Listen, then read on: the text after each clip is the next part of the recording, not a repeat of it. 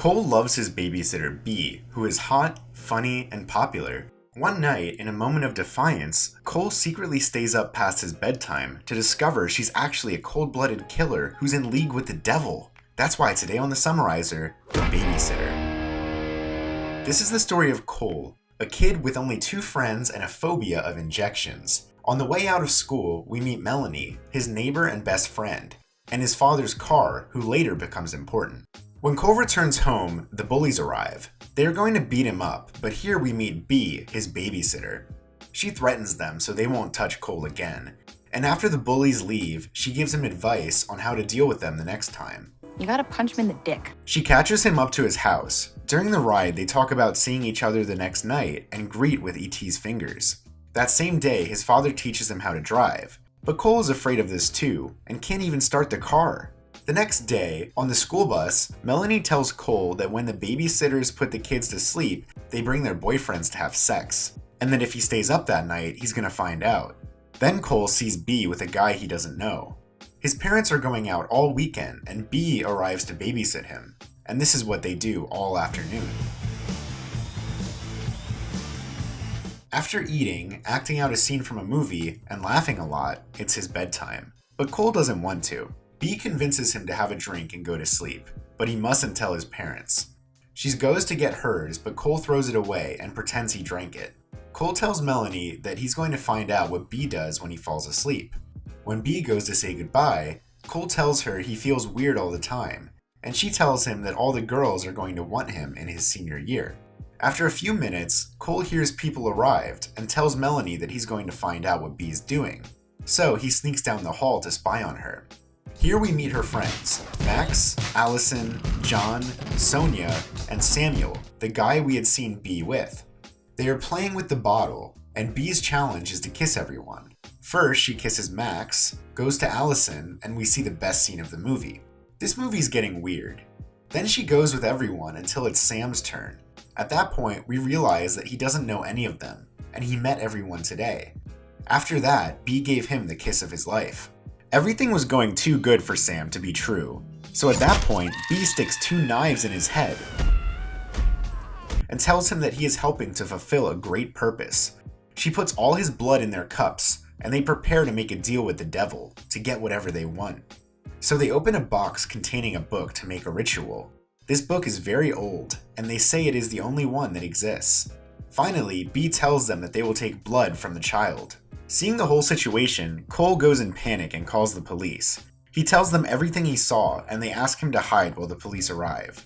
Cole takes his knife, opens the window, but he hears they are coming upstairs, so he lies down on his bed and pretends to be asleep. B tells his friends that she put drugs in his drink so he wouldn't wake up for 8 hours, and now they need Cole's blood. While all this is going on, Cole hears that they are going to use a needle, his worst fear. Supposedly, this whole satanic ritual thing only works if they get pure blood, and Cole is their only source. He is scared. They draw a lot of blood as they say the words from the book, but he resists like a man. When everyone leaves, they see the open window and sense something suspicious, but they still leave the room. Cole gets out of bed and decides to climb out the window with a bedsheet. But when he's ready to leave, B is in the back and he passes out from all the blood he lost. When he wakes up, he finds himself tied up while everyone is looking around at him. Why is he shirtless?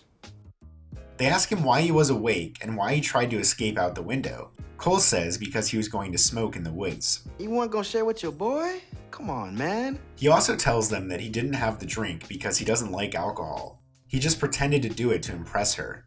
But the whole group of friends want to know everything he saw. As they talk, Cole pulls out his knife and starts to untie himself. Although Allison tells him that there's a mirror in the back and they are watching what he's doing. However, Cole keeps cutting it and they laugh at him. They think he didn't see anything and B tells him it's a misunderstanding. They are going to untie him, but at that moment the police arrives. B realizes that Cole called them because he saw something.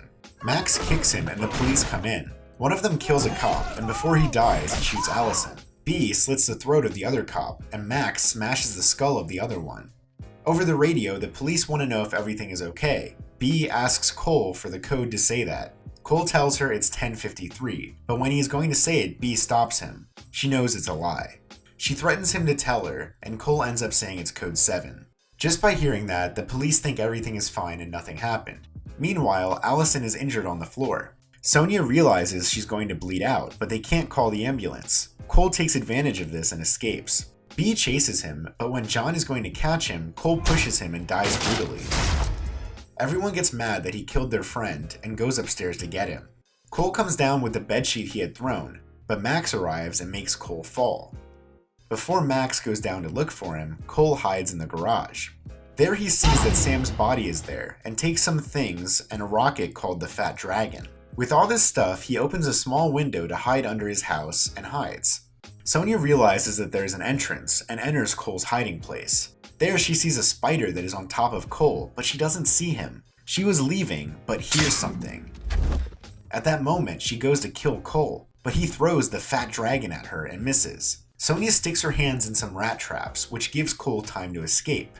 He closes the door, sprays her in the face, and the Fat Dragon explodes. Sonia dies and Cole flies away. At that moment, Max arrives, who is surprised by what he had just done. And instead of killing him, he congratulates him and gives him a head start to run. He's going to catch him anyway, but Cole remembers B's advice. After punching him in the balls, Max picks him up and goes to kill him.